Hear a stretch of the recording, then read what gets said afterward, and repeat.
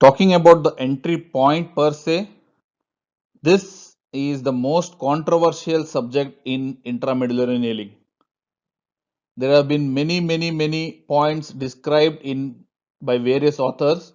We have the GT, that is greater trochanter, tip of greater trochanter, medial to the tip of greater trochanter, piriform, posterior piriform, posterior entry, and so forth.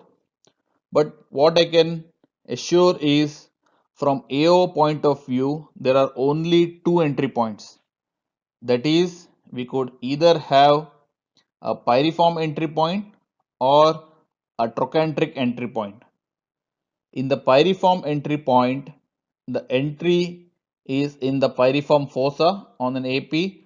On the lateral, it is either in between the anterior and the middle half or slightly posterior but never anteriorly. So we could enter either in the middle or slightly posterior but never anterior. Since if we try to enter anteriorly, the bone is very strong and due to the hoop stresses, we might create iatrogenic fracture of the femoral neck. Talking about the second entry point, this is the trochanteric entry point. This is from the trochanter. It is slightly lateral to the tip of trochanter, an entry which goes into the canal. On the lateral view, it is exactly in the anterior and posterior half. That is, it is equidistant from the anterior and the posterior part. The previous generation nails, which were actually straight nail design, were considered for piriform entry, and the next generation nails which had a proximal bend in the nail of about 6 degrees, most of these were cephalomedullary nails, they were considered for trochanteric entry.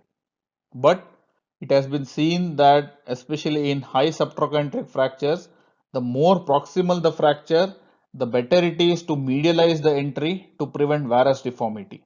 And hence now the consensus is that any type of nail could be entered through either of the entry points. That is, we could use a straight nail through a piriform entry as well as a trochanteric entry, and we could use the proximal bent nails with a trochanteric entry or piriform entry. It doesn't matter, but a tip, a trick would be to use the medial entry, that is piriform entry, especially in subtrochanteric fractures and higher fractures of the proximal femur to prevent varus deformity.